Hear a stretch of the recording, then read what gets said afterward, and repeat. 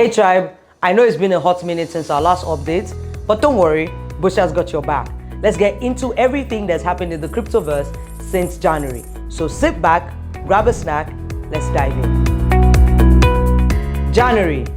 Kicking off the year, Bitcoin and Ethereum saw 2 to 3% gain, while Chainlink saw 5%. However, Aave, Polygon, and other coins like Litecoin, Dogecoin had a rough month, with Aave dropping a hefty 20%.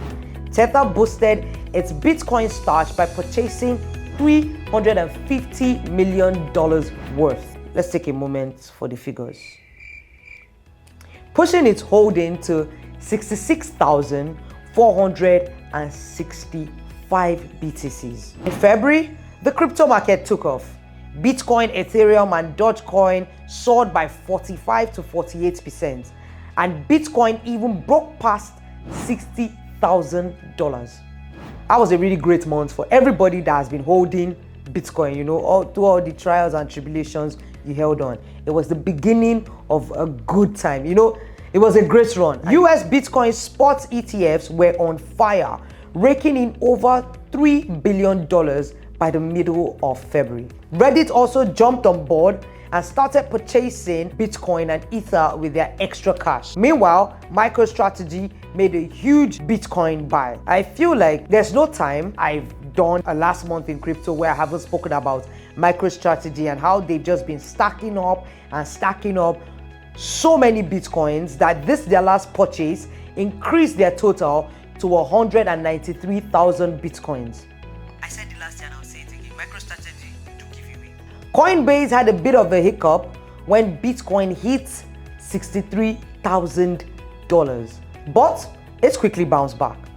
March was a huge month, and like I said earlier, it was just the beginning of a great run for Bitcoin and the other coins. The first quarter of the year was actually pretty great for all of us in the Cryptoverse, because March was also very huge for Bitcoin as he hit a new all-time high of $67,000. But Dogecoin stole the show with a 90% surge in price. While Litecoin climbed 30%, Aave gained 20%, and of course, MicroStrategy here again stacking more Bitcoins, adding 21,000 to the already existing 193,000 Bitcoins, bringing their total as at March to 214,000 Bitcoins. Meanwhile, BlackRock's Bitcoin spot ETFs were nearing $18 billion in holding. There was also some great news from Japan and Arizona as both explored adding Bitcoin to pension portfolios. See, is there a reason why everybody is buying and stacking Bitcoins to the point where pensions are even, they're adding Bitcoin to pension portfolios? Should I start stacking Bitcoins? Should you start? Is there a reason?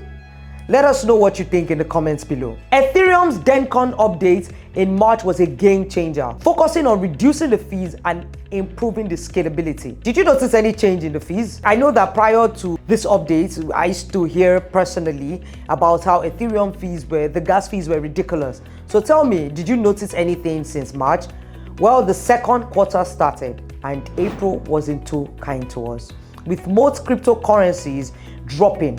Bitcoin and Ethereum fell by 15 to 17%, and Dogecoin and Apecoin took a big hit, falling 40%. But Bitcoin halving that happened on the 20th of April was a major milestone, reducing the mining reward to 3.125 BTC per block. I want to know, are there people that actually mine in Nigeria? Because if you do, maybe I might want to get into it. But either way, Hong Kong gave the green light for its Bitcoin and Ethereum spot ETFs, and Tether expanded its Bitcoin holdings even further. So this is my question: MicroStrategy, Tether, Reddit, is there a reason why you people are holding Bitcoin a lot? Well, let's continue. May brought about some solid gain into the market. Chainlink jumped by 40%, Solana jumped by 30%, and Ethereum by 25%.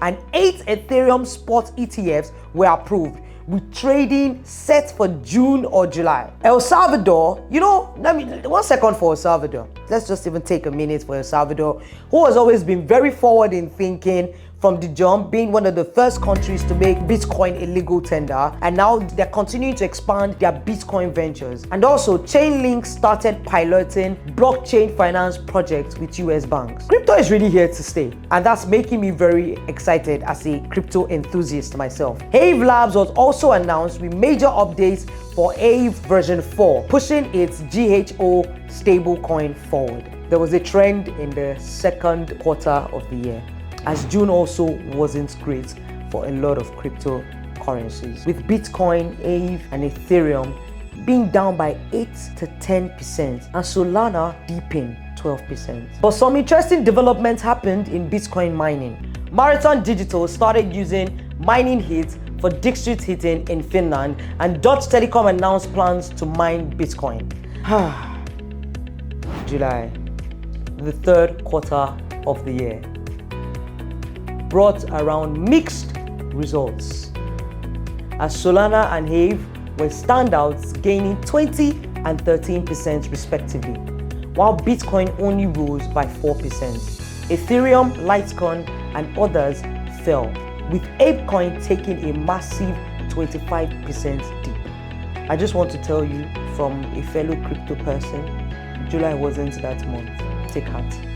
We're coming out in the better side. Don't worry. Ethereum spot ETFs began trading in the US, led by BlackRock and Marathon Digital and MetaPlanet, kept stacking BTC. Why are you people stacking BTC? Tell me, come close, tell me why you are stacking BTC. I need to know. Should I stack too? It's not like I can afford it to, stack the BTC the way that they are. But should I stack too? Let me know what you think in the comments below. Are you stacking? Fun fact, Michigan State Pension Fund gets into Bitcoin. In the earlier months, I had said about them adding, in Arizona, Bitcoin to the pension portfolio. But wow, it just keeps getting deeper. Is there something they are seeing in Bitcoin that we are not seeing? Or is there something we should be doing to secure our future in the crypto space even better? Are you buying? Are you selling? Are you holding? Tell me in the comments. Meanwhile, BlackRock's Larry Fink and Donald Trump shared some very positive views on Bitcoin's future. August wasn't much better for most cryptos. This third quarter was really kicking us. The second quarter, the slope was already dwindling, and August wasn't much better from July, except Aave, which shot up by 17%, but Bitcoin and Litecoin dropped by 10%, while Ethereum and Solana tumbled nearly 25%. However, companies like Marathon Digital, Semia Scientific, and MetaPlanet kept accumulating Bitcoins, and we found out that Goldman Sachs and Morgan Stanley hold big Bitcoin spot ETF positions. In other news, Sony announced Sonium, a cool new Ethereum layer 2 scaling solution. And of course, the highlight of the month for us at Busha, receiving a provisional license from the Nigerian SEC. It was such a remarkable way to end the month. There are lots of significant things that happened in September, with the first being on the 4th of September, which PS is also Beyonce's birthday. I just wanted to put that in there. I know it doesn't really matter in the crypto space, but shout out the queen. Polygon upgraded its mainnet and introduced a new POL token to enhance network capabilities and broaden its utilities.